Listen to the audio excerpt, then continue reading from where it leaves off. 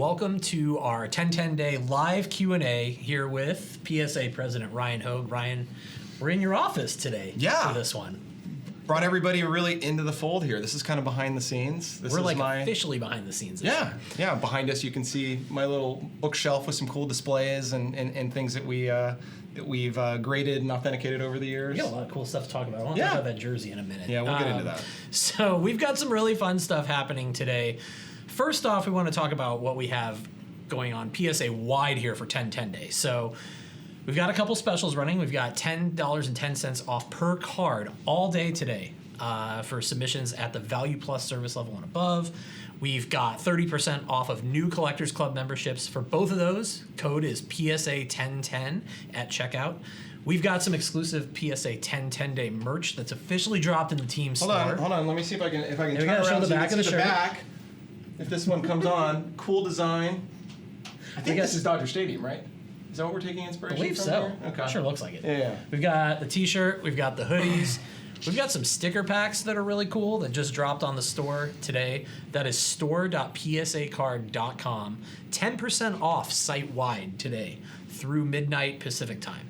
So we've got that stuff out of the way. We're here to have some fun. We did this last year.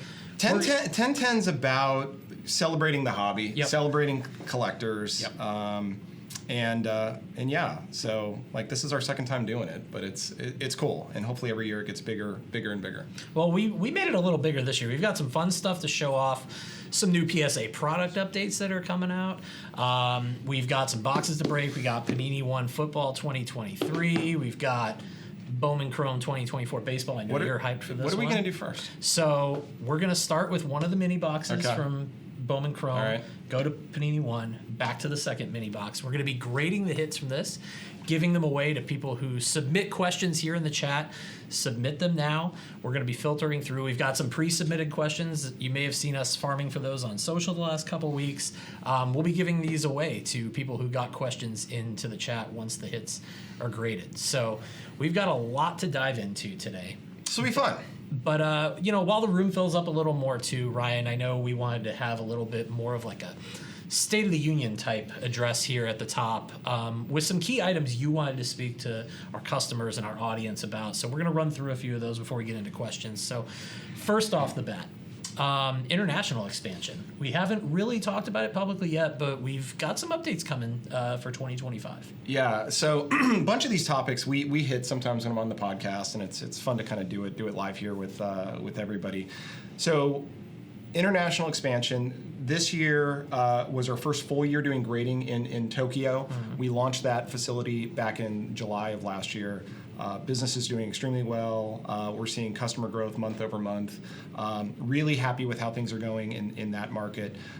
We've also done a grading event in Shanghai for the first time. We did that in June. That was very successful. We saw actually a lot of higher end cards, cards graded maybe by other grading companies that people wanted to cross over, a lot of raw stuff where people had just not been comfortable enough shipping it overseas, getting it into the US and back. And so we have plans to do more of those events in China next year, ultimately building towards having always on kind of in-market grading like we're doing in Japan. We launched a new submission center office in Canada last year. We're actually planning to expand that and relocate it to be in Ontario, just outside of Toronto, next year. And so we're gonna have a more robust receiving operation there, so customers will be able to ship there, have their cards received, get them ingested kind of in the PSA network. Still doing grading in the US, but that will at least facilitate things, make it easier for customers to navigate customs and things like that. And then the big news is we're going to be expanding to Europe next year. So we are going to open a European submission center, still finalizing exactly where. We are going to be in Germany though, so I can say that. And we are going to have a facility where customers in the EU will be able to ship there, get their cards received, and then back into the US. So a lot of the international expansion really focuses on accessibility to PSA. And you talk about the difficulty of shipping internationally. This is going to take a lot of difficulty out of that for customers, like PSA, things like dealing with customs. Right. When we look at how can we grow the business, we know that the vast majority of our customers are still located in North America and the U.S. in particular, and there's just risks and concerns that people have, especially first-time submitters. And so whatever we can do to lower those concerns, the better. And so that's really the bet here. And then we're going to build localized experiences so that the website and the mobile app are localized in the specific language and currency for the market that we're in. But this is going to be an area of focus for us for the coming years. On top of that, a lot of people in North America, like you said, a lot of our customers in the U.S. have noticed this year that we've really leveled up in terms of local events, be it presence at more hobby shows, drop-off events almost every weekend now at local card shops. We're doubling down in 2025 on that, getting even more aggressive. No, this has been great. I think by the end of the year, we will have done 35 of these local events where normally we've gone to local card shops around the country. We've actually started doing some repeat visits now. So we've just hit kind of our second one. Burbank, we did one earlier in the year. We're doing our second one today. We have another one planned for Collectors Corner Northwest in Bellevue, Washington here in a week or two. And what this is really about, it's the same thing on the international front. It's about lowering the barriers to entry to becoming a grading customer. You've got PSA employees there. You can get advice on what to submit, how to submit, what service level to choose, and then have the confidence to hand it off versus dropping it in the mail. And so we have plans to do at least 2x the number of events that we did in 24 in 25. And one more bit of news in terms of expansion, this one domestic. Gonna have a new office location in the U.S. Yeah. This one's pretty exciting. We actually haven't disclosed this. So breaking news. We are opening an office in Plano, Texas. So just a suburb of Dallas. It's going to be open by the end of the year. We already have several employees, a decent amount of employees actually based there that travel to our offices on the East Coast and the West Coast. We are going to offer dealer and partner drop-offs at that location, and then we have plans to open up to allow customer drop-offs on public days. And we're going to work to get to a regular cadence. Probably starting next year, we will be on a monthly cadence, and then hopefully work up to a weekly cadence on that. Awesome. Stay tuned for more updates on that one. And I have one more here. Holders. Yeah, there was some holder news. So earlier this summer, I think it was in May, we had announced that we were rolling out some new holders that the team had been working on. One of the specific models there had a slight visual flaw in some of the production. It was called a flow line that was visible kind of in the top corners. So we took those out of production, revamped the molds, have new ones built now. Those are starting to roll out as of last week, and so we're starting to phase those back into production. So I'm excited to see kind of the new generation of the plastics and materials getting out there for customers. And a little tease here with some holder technology. Yeah, so this is cool. So we're always innovating with the holders. This is something that I wanted to share. Nobody's seen this before. Oftentimes we'll see cards come through that are die cut or maybe a different size where they don't fit cleanly in the holder. And so here's an example here. And if you look really closely, this one actually has a custom laser cut insert based on the image of the card. We're custom designing an insert to hold this in place. It's clear. It looks like the card's floating, but it's actually secure all around every edge of this thing. You literally cannot see it. I had to look super close to see the insert. Yeah, can't see the lines, can you, Russ? No more movement. You love that joke. I do love that joke. That's a good one.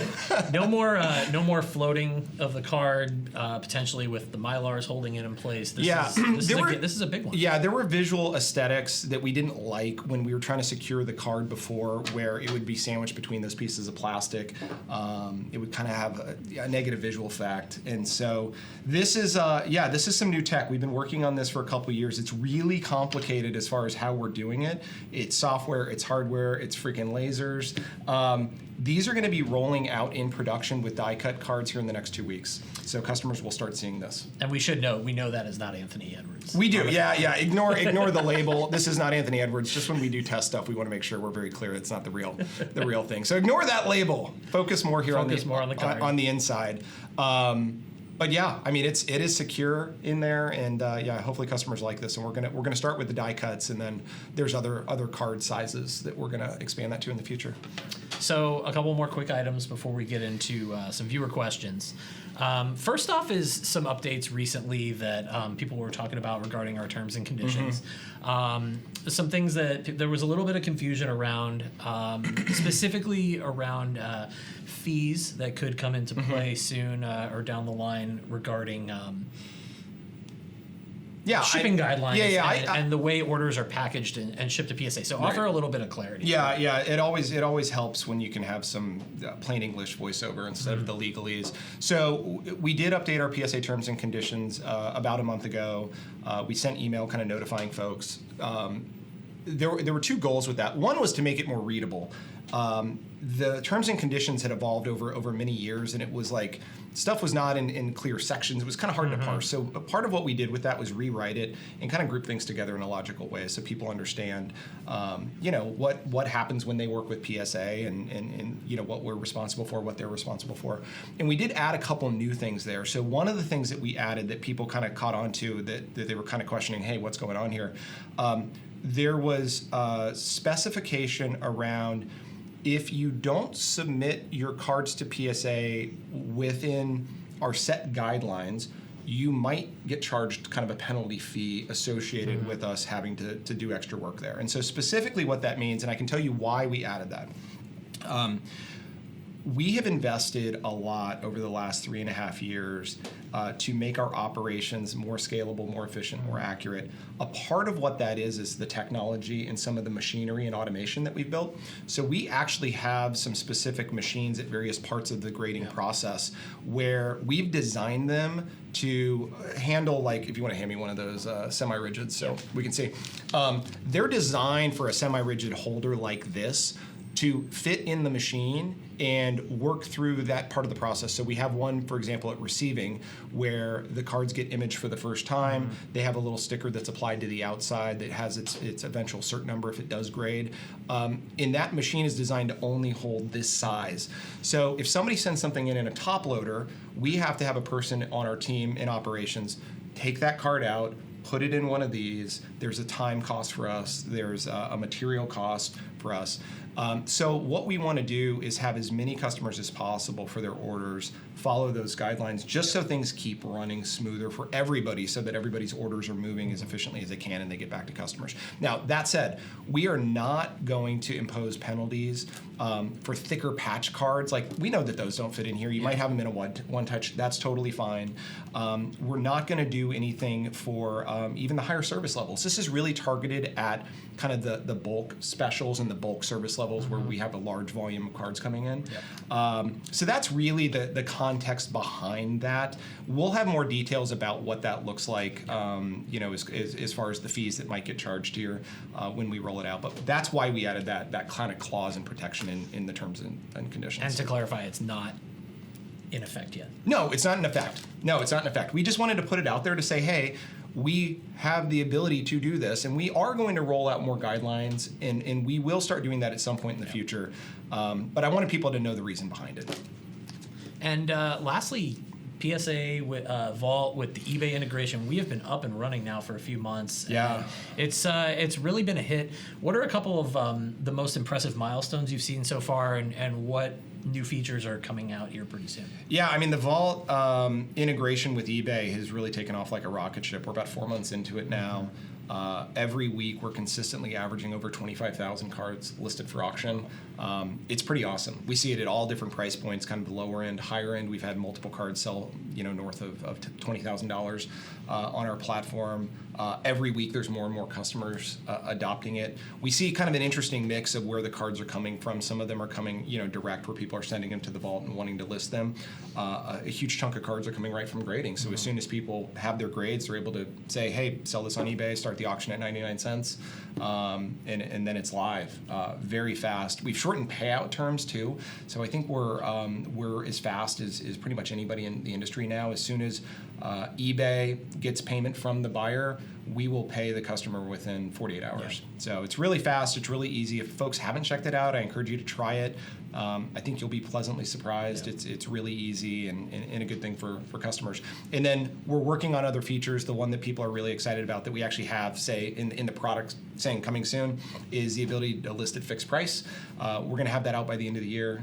Team's actively working on it, and so that'll be awesome to kind of round that kind of feature set out, so you can do auctions and you can do fixed price. And have your own store within the store. Yeah, basically. Which is kinda nice. Yeah, it's really cool. And then we do all the heavy lifting.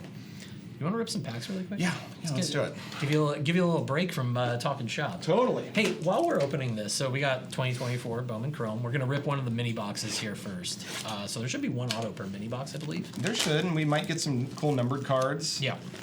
I've opened one box of this. Okay. And it was... I've not opened any. Yeah, it was interesting. One box had like 3 numbered parallels, and the other mini had none. Auto in each, obviously, but it was kind of interesting. While we're ripping this, I do want you to tell people really quick. I'm sure everybody's seeing the Arizona State football. Oh, jersey yeah. behind you. Yeah. It's such a conversation piece. You got to tell the story. Yeah, I'll lean out. I posted something on social a couple months ago after I picked this up. I won this at auction. So I went to Arizona State. I was there 1996 to 2000. This is Pat Tillman's Rose Bowl jersey from the 1996 season, my freshman year.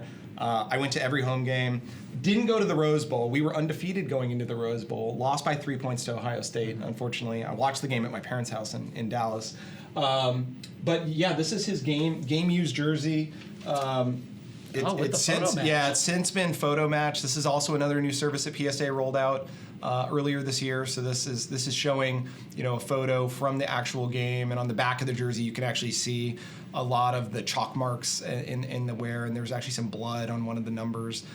Just a really, really cool piece. It's a piece of American history for folks that know Pat's story. It's awesome. I actually was in the same dorm as his brother my freshman year. Oh, wow. Yeah. So it just meant a lot to me. When I saw this thing come up for auction, I felt like, man, I needed to be the custodian of that thing. So yeah, now it's in my office. So when folks come visit me, they get to see it. It's kind of like the scratch marks on it, the blood stains on great. the back.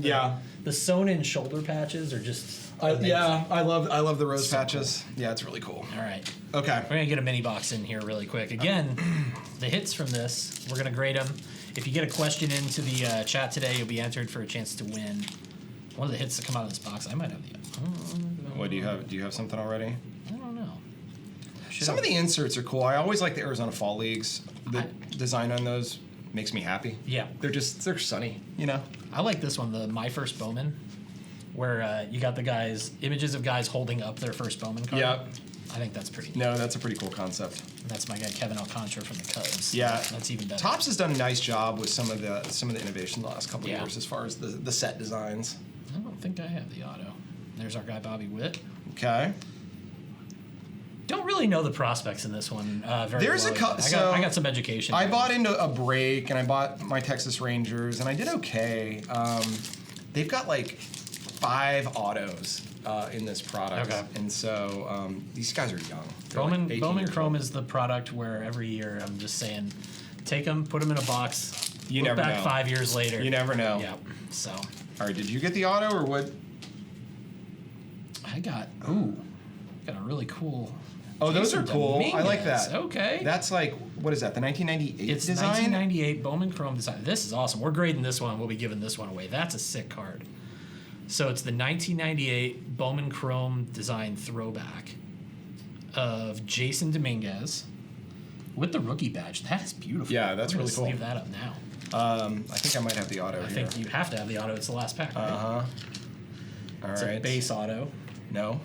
No. Oh, a speckle. It's a speckle auto. First Here, Bowman. we'll do a reveal here on camera. It's an Orioles prospect. It's Orioles. So you feel pretty good about it. With a already. really tiny signature. Emilio Sanchez, 199 of 299. So I'm going to play my favorite game with Bowman Chrome. What year was he born? Oh my God. I've never seen this before. Is it going to say 06? No. 07? 07. That was like 5 years ago, wasn't it? Holy cow, Apparently yeah. not. April 13th, 2007. This kid's 17 years old. Dang. All right, let's look this one up. We got a few questions from the chat that we want to dive into. Okay. So this is one of my favorite ones. I love like hearing people's collecting stories, their origin stories, especially someone who works here at PSA. How did you get into cards originally? Like, what's your collecting origin story?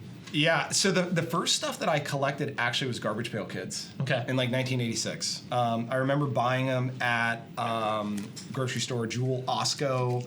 That was by the church that I went to growing up, and so I would have my parents stop there, and I'd go pick up a couple packs.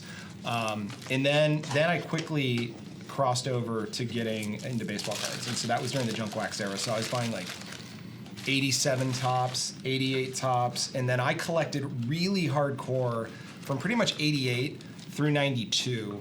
I was setting up at card shows. One of my buddies and I actually had a table at a card show when we were like 12 or 13 years old, and I remember we had 1991 Donruss, and I pulled a Ricky Henderson Elite. Still have that card, I still have that yeah, card. It's a PSA 8. I still have it. But I remember like those were like, I think like they didn't publish the pack odds, but if I had to guess, it was like 1 in 5 million packs or something. It was impossible to pull those. I think there was like 1 in every 50 cases.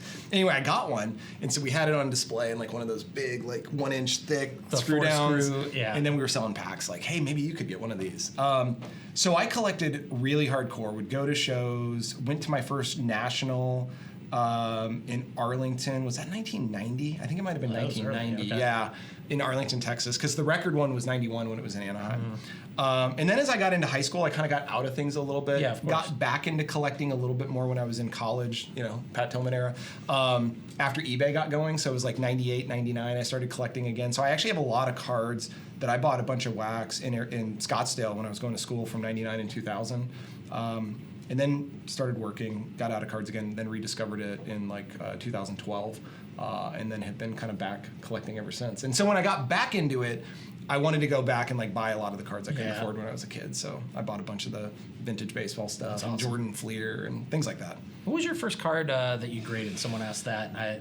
I know yours is a pretty special one. Yeah. So there were a few cards on the order. I have 2 of them left, and so I graded them through a partner actually at the time. I didn't submit directly to PSA, but it was like 99 or 2000, and I graded my 86 Donruss Jose Canseco, graded a PSA 8, and then my 89 Upper Deck Ken Griffey Jr. is a PSA 9. And those 80s iconic. And 80s. those are from my original childhood collection.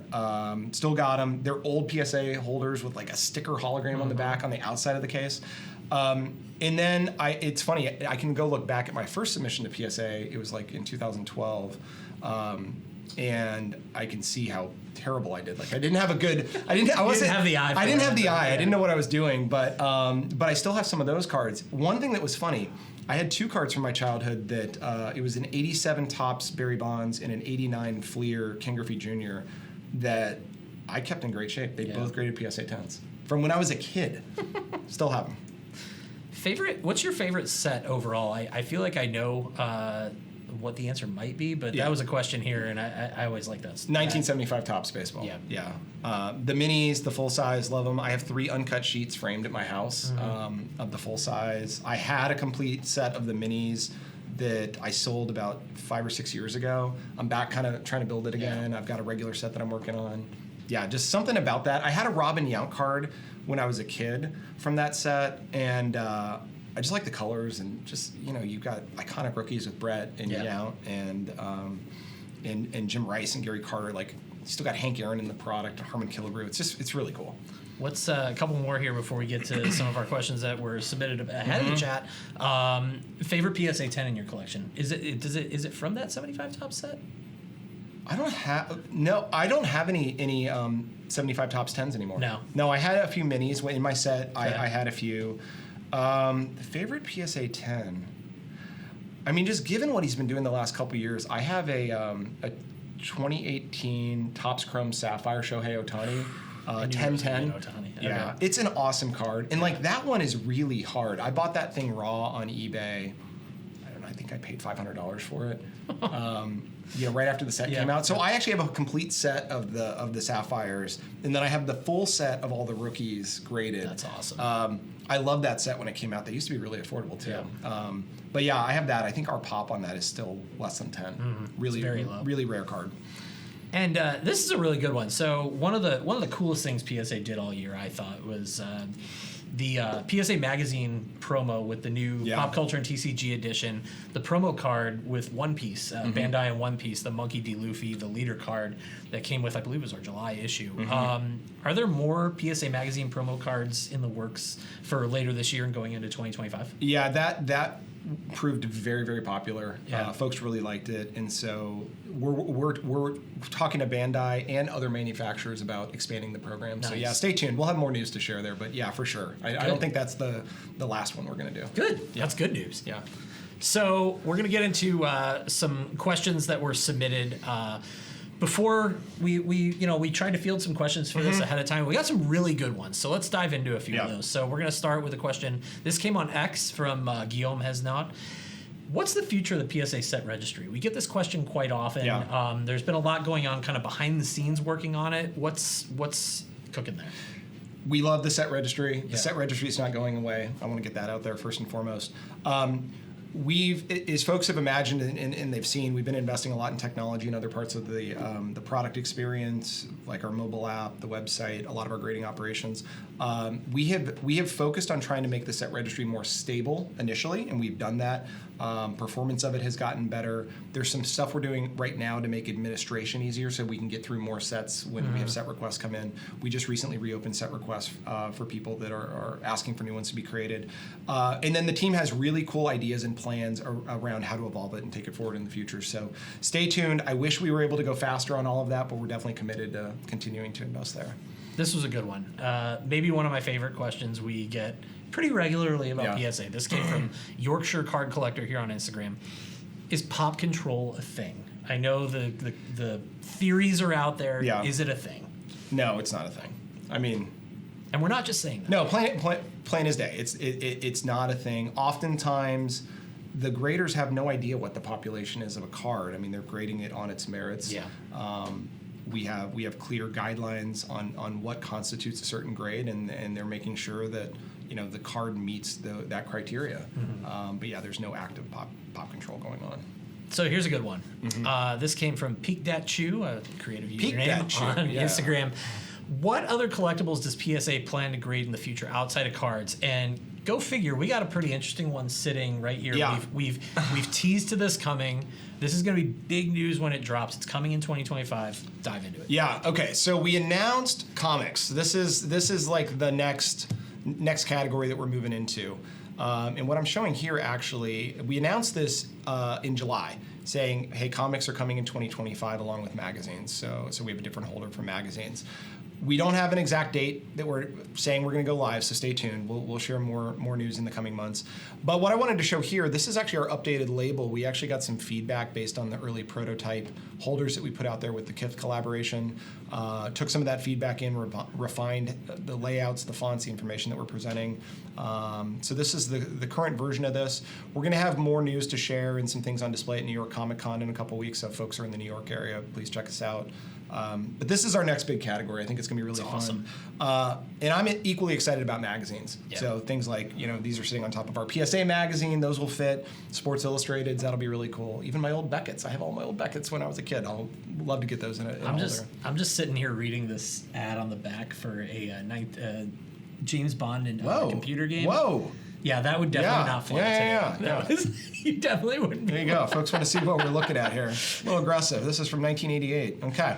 Pretty cool, though. Yeah. So anyway, we're excited about this. This is going to be a really fun new category expansion. And these for us. holders are awesome. Yeah, the team spent a lot of time designing these things and making sure they're secure, aesthetically pleasing, and hold up. Coming in 2025. More details soon. I like this question. Gone Breaking on Instagram asked, what are your top 3 tips for a new PSA submitter? I know on our social channels we get reached out to with questions all the time from people saying, this is my first time doing this. All right. What am I looking for? All right. So to my earlier comment, follow our submission guidelines. That's tip number 1.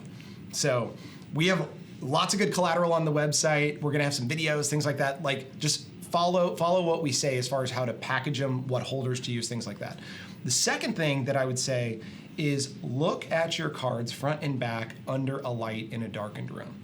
because you will see things on the surface that maybe you're not going to see. Like, this is a pretty bright room. If we're looking at a card here, we might be missing something on the surface. Yeah. So the graders actually work in a pretty darkened room, and they'll have like a small lamp on their desk, and that's what they're looking at the card under those.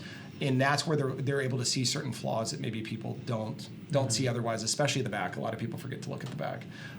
Those would probably be my top two things. And I would say start small. Don't do a massive order. Like if you're a first-time submitter, submit 1, 2, 3, 4 cards, something like that, just to test it out, because you will get better. Your eye will get better. You'll kind of know what to look for. Learn by doing. Yeah, I mean, I did. Yeah, same. So. What's the, this is a good one. What is the right way to remove a card from the pop report? We get this question a lot because people will, people will crack cards out of slabs, maybe send them back in, maybe they send them to a different grading company. And, we want our pop reports to be true and accurate. What's the best way to go about that? Yeah, so there's two things. You can email us, and I don't have the right email that you should send it to. You could probably just send it to info@psacard.com with a photo front and back of the label that's out of the holder. And or what we would actually prefer is you mail it to us. Just mail it to us like you're doing any kind of submission. You can put it in an envelope. We will receive it and we will update the pop report. That's probably the preferred route for us, and it's easy. You can save them up if you've got 10 of them. Just drop them in an envelope and then we'll see them. Also, shout out to the collector in the chat who just stopped by one of our drop-off events today. We got 2 going on. One's happening right now at Bleecker Trading in New York. Yep. We've got Burbank Sports Cards today here in SoCal. Yeah, I think that's starting in 15 minutes. Just a few minutes. Yeah, so, shout out to people dropping in the chat while at the drop-off That's cool. events. Love it. Before we get to some more rapid-fire questions, one more I really liked. Will subgrades or a grading report ever be part of the PSA model? So there's a little bit of the grading report element with grader notes. Subgrades is a popular question. Subgrades, I would say, very little probability. It's just not something we're that interested in. But yeah, grader notes is an example of the types of things that we want to do more, show more of the rationale, the reasoning behind why a card got a certain grade. There was a lot of chatter recently about some of the centering on cards and like what constitutes a 9 versus a 10. Just to be really clear, our graders really target 55-45 as the ratio. That's what they're looking like for front centering. Just to be 100% clear with people so that they know. But I think we want to do more with grader notes and probably build on top of that concept so that people can see a little more of the why behind the grid. You want to get into the second mini box? I thought we were going to do this. Let's save that. Okay, you're mixing it up. Yeah, we'll do that. Changing it up on the fly. All right. I think I'm still just feeling the mojo from getting a couple nice hits on the first mini box. Okay. So did we figure out if that guy's any good? I mean, we can look it up. Yeah, it's probably kind of hard to tell considering he's 17 years old. Yeah, but there's a market. People are counting on him being the next somebody. It's a first Bowman Speckle auto at $2.99. It's worth saving. It's worth grading. Interesting signature. Yeah, it's small. Look, all I'll say is this: he's a Baltimore Orioles shortstop prospect. I think they have a pretty good track record there. So chances are he's at least got a little juice to him. Yeah. So, okay. While we're doing this, let's read some questions. Yeah. Will there ever be a jumbo card special in the near future? Sure. Yeah. I mean, we run different specials. We'll rotate through them. Yeah, absolutely. We're planning to do a jumbo special in the future. This was another good one right above that about the playtest Pokemon cards. We get a lot of questions about this. Oh, yeah. You've seen those out in some of the other grading companies that have looked at those. We considered grading and authenticating those cards, and we just weren't comfortable with the information that we had. I don't see us changing our stance on that anytime soon. This is a good one. I like this. If a player signs a card, does it affect the grade? And I assume this is asking regarding in-person autographs. Okay. Not necessarily. Even if it's a sloppy signature, it might affect the eye appeal, but it wouldn't necessarily impact the grade of the card. Unless, the player is handling the card. Yeah. And so unless they do something where they drop it, or if they're picking it up flat off a table and their fingernails get on the edge or something like that. Is PSA integrating AI into the grading process? I feel like we get to ask this every year. Yep. Yeah. So yes, we are using it in parts. We've got pretty robust software that's powering kind of our internal operations. So not just the grading room, but everything that goes into the fabrication of the holders, printing the labels, things like that. where we're really using AI today, we're obviously imaging everything pre and post grading. We are able to help with card identification, so that's speeding up the research process. We are running certain counterfeit detection as well, and so we've got a model, you could call it AI, that is trained on these images of known counterfeits, and so we're applying that. We are leveraging AI for centering. We have a centering assist for the grader, so instead of them having to take out their loop or a ruler to measure borders, the computer system will display that for them. They don't have it's just a guideline. It's not a hard and fast rule, but we're making more and more investments here. We were talking about the new slab technology earlier. Will the new PSA slabs be expanded for use with TCG cards? Because it's something when we first rolled them out. Yeah, it's something that we're considering. Yeah, we don't have any timelines. I have another thing though to show on the holder front. I forgot to bring this out earlier. That's a good one. Yeah, so we were talking about new things coming. Here's another thing that we're working on. This is kind of cool. So we do obviously autograph authentication for various items, including baseballs. Really popular format that we see things submitted to us. Customers have asked for a holder. This is an early prototype of a baseball holder. It's actually, this one is open. It's not sealed, but it would seal shut. It's got an inner protective, and this is actually just a phony signature of one of the guys on our engineering team, that protects the ball. And each of these layers would have UV protection in them, so it would prevent the auto from getting faded. But it would be secured. You could have a population report around these. We think that this is going to be really popular and cool. We're working on this. Hopefully we can have this out, in 2025 for customers to take advantage of. And then, maybe we'll expand this holder to other smaller things like pucks or golf balls and things like that. Display-wise and like stackability, that looks really nice. Yeah, it's really cool. You could stack. You could imagine having a whole wall of those. Yep. So that's something fun. That's kind of the inner works. It's really early, so you're getting a way early sneak peek on that. That's a 3D printed version, so that's why it was a little opaque, and it's not even a true prototype yet. We got a good question following up on talking about comic and magazine grading. For magazines, will dual grading be an option for autograph magazines? Yes, for sure. Yeah. I mean, that's part of our thing. We will have dual service for magazines and for comics. There you go. You have to have the auto here because once again, I did not. Oh. Hey. Another prospect. A pitcher. Who I'm guessing was born in somewhere in the 2005 to 7 range. No. He's an old guy. Okay. 2001. He's old. Yeah. Okay. Yeah, I think... Have we gotten a numbered parallel out of this yet?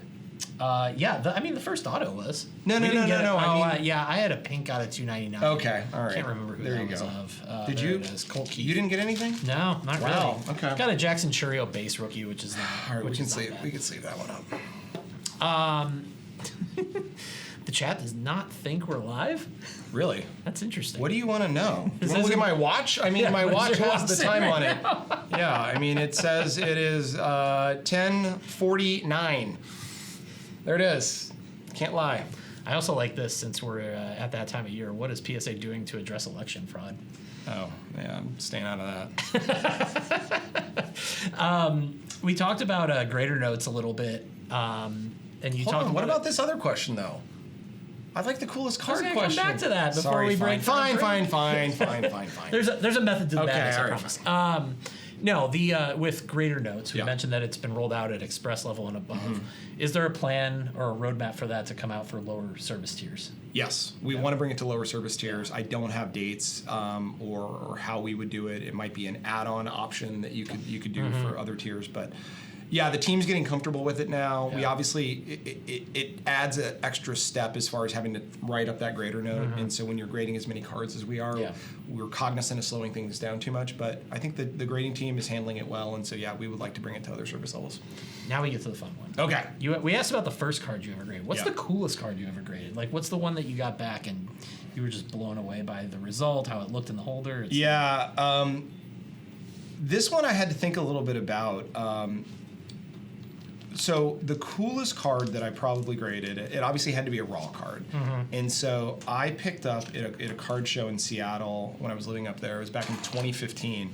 It was at this place called the Meridian School. It was the Washington State Sports Collectors Convention, and they would do it twice a year. And I think it was like a November show that I went to.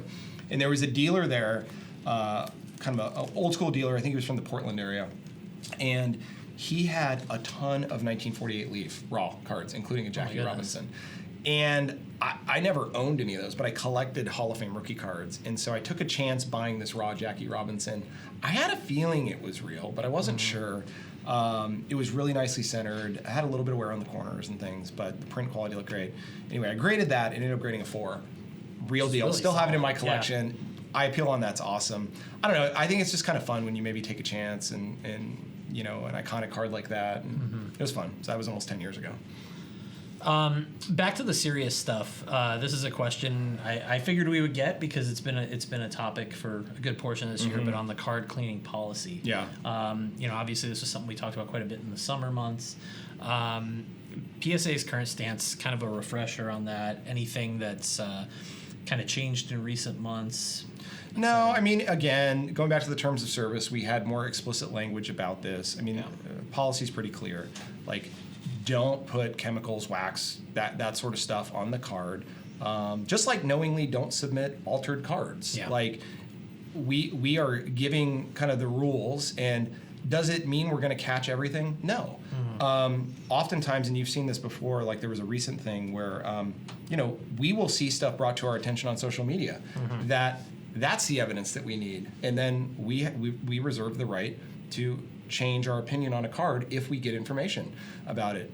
We are working on ways to detect more of this stuff. That doesn't mean you can't wipe off fingerprints and do of course. do things on the card. Just don't add all of the chemicals that we're not sure what it's going to do longer term to the card. So there's a factor in with like our grade guarantee, Yeah. et cetera. With, Yeah, I mean, we don't, like you said, we're essentially insuring these effect. things, Yeah. and so we need to make sure, you know, like it's like a lemon law on a car. Like you're not going to knowingly sell a car that's been wrecked or in a flood and not disclose that because, you know, there could be things that might happen later. It's a good way to think about it. All right, before we get to our last stretch of questions, I know this has been staring me in the face. Yeah. I love breaking products where it's one card. Like They're fun. It's a boom or bust one card. I like Panini 1-in-1, the basketball. When that first came out, that was pretty cool. Yeah, we got football here, so this is got the two. 2023. Okay. Who are we looking for in this thing? Well, CJ Stroud would not have autographs in here, but Anthony Richardson would. I'm guessing that's probably the biggest rookie case. Yeah. I'm not very familiar with the checklist in terms of like veteran presences and things like that. Lots of variations. Lots of variations. Lots of variations. One card already encased. I don't know how we do. I'm assuming it's covered. Here, I'll peek if you don't. No, it's not. No, it's not covered. Okay, but it's a favorate player of mine, and I already saw that. Oh, So- you already looked? No, I mean, how can you not notice? But here, I'll cover it for you. Ooh, jeez. It's a good one. Oh my lord. Okay. All right. Hold on. Should I do it in front of the camera? Is that Yes, a better way to do I it? think Okay. so. All right. So Really, you can't ask for better. I'll just say this: than a Hall of Famer autograph okay. like this. Let's go ahead and take it. We'll do some sort of reveal here. All right. So presenting. Oh. We got a Raven. Is that Mr. Ed Reed? Yes, it is. Nice. Ed Reed out of 25. That's pretty sick. Greatest safety in NFL history. Oh, that's actually a really nice. That's a looking card. beautiful card. That's going to go to one lucky participant Yeah. in the chat. That's a good one. That's a really cool card. Okay. I feel like a one card All bust right. can be very boom or bust. That made up for the lackluster Bowman. What card is a little bit. what would you call this? It's almost like a lenticular type of. I don't even know. But I see it. It's almost, you've got like depth. There's Yeah. depth on this card, the way it's manufactured. It's really cool. Cool auto too. Is that on card? Mm-hmm. That's It's on beautiful. card. That's beautiful. Yeah. Beautiful card. Yeah, great design on this one. Okay. All right, we're gonna get back to some questions now. So this came from Hobby PhD on Instagram. This is a good one. We talked Yeah. about the PSA Vault and eBay partnership earlier. Regarding that, how is PSA protecting collectors from people bidding up their listings, like shill bidding?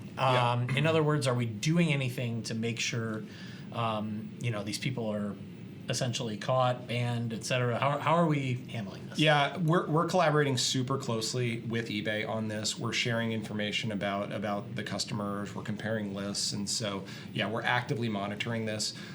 We're also working really closely with eBay on non-paying bidders. We know that's still a thing, especially for the higher dollar cards, where we essentially have kind of a one-strike policy, where if somebody does not pay for an auction, they are banned from bidding on future PSA listings. It's an ongoing, battle and struggle, but we're committed to making sure it's legit and above board, and teams are working hard on it. And on top of that, we see on social media especially a lot of things get flagged to us. There's a lot of I would call it helpful watchdogs out there who are seeking out fraud and things like that. And look, we don't publicly respond to a lot of these things, but we see it all. And kind of what's our plan of action when those things are flagged to us? Yeah, shout out to the watchdogs. I won't name you all, but I see it. We see it all. Sometimes people think that maybe we're not doing anything about it or we're not paying attention, but we are. If there's, I'll give an example, like if there's some fraudulent eBay listings or something and folks think that we're not doing anything on it, it doesn't mean we aren't. Like oftentimes when we're working with other partners, other companies, law enforcement on investigations, we can't comment on things. And it might take months and months or years in order to complete the investigation and have something happen. So just because we're not getting on social media and doing something about it doesn't mean we aren't doing something about it. So I wanted everybody to have that context, but we're very engaged to try to make the hobby a safe place. Yep. We're very active in the shadows. We are. Yep. We are. From Levi Anderson, he submitted this question on Facebook. Our first Facebook question of the day. Shout out. Oh, cool. Hey, Levi. What are your tips and suggestions when it comes to crossover grading? There's some nuance here. The benefits of cracking cards out of slabs and submitting them raw versus submitting them still encased in a competitor's slab. Yeah. Or even for review in a PSA slab. Yeah, let's put review to the side. Yeah. Let's talk about crossover. So on the crossovers, I think what folks need to realize is our graders are going to be hyper conservative on a crossover, especially if you put a minimum grade equal or maybe even higher than what it's currently in. They can't see through the plastic super well. They can't see the surface. They can't tell if there's a scratch on the case, especially if it's an older case, if it's on the card or if it's just on the case. And so I would say set your expectations appropriately if you do put a min grade that's equal to what it's already in. That said, if you put a lower minimum grade or don't put a minimum grade and just say, hey, I just want to cross it, you might get the grade you actually want, because then we're more confident taking it out of the holder. We know we can put it in a PSA holder if we know it's real, and when they see it raw, they might be more willing to give it a higher grade because they're able to evaluate it there. Yep. That said, submitting raw also could be a good bet for people, but there's the risk of damaging the card when you crack it out. So proceed at your own risk. I've watched our team here crack out cards. There is a very safe method to it, and I trust people here. It is very risky when doing it on your own. Yeah. So it's worth pointing that out. Yeah, I know for sure. But all I would say is just knowing the mindset of the graders when they're looking at something through plastic. It's hard for them to see every flaw, so they're gonna be conservative. Last question. This came from Hilliard Hits here on Instagram. What's in your grading stack at the moment? All of us here who collect, we've got cards we're constantly putting in for grading. What's in your stack at the moment? Well, last night we opened some boxes like 90s and early 2000s. I opened a 2006 Bowman Chrome football box that you actually pulled the best card out of that. I let you open some of those packs. The Maurice Jones-Drew X-Fractor. That'll get graded. We had some other cool ones, the Vernon Davis Refractor. Yeah. Like those were fun. I also have a stack of raw 75 minis for my baseball set that I'm working on. So those will come in at some point. But yeah, always a thing. Awesome. Yeah. Well, everyone, thank you for tuning in today. Ryan, thank you for the time. Thank you for letting us into the office here in Santa Ana. Once again, thank you everyone for joining us. The 10-10 day celebration is going all day. Remember, at psacard.com, you've got $10.10 off per card for all submissions today at Value Plus. And just a reminder, you just have to complete your submission online by midnight Pacific time. It doesn't have to ship out today. Yeah, correct. There's also, I saw something cool today that I forgot we were doing.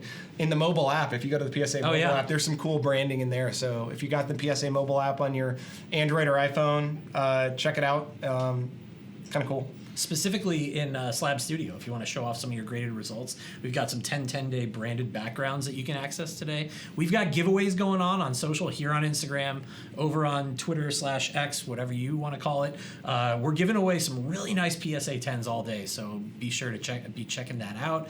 30% off new Collectors Club memberships.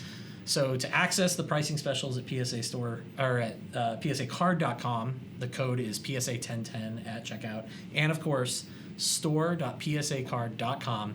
10% off all day in the team store. Get your site-wide. your we've got merch. The 10-10-day merch. A lot going on. So happy. Thanks everybody for tuning in.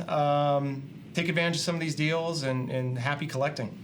Happy 10-10 day to all those who observe. Talk to you later.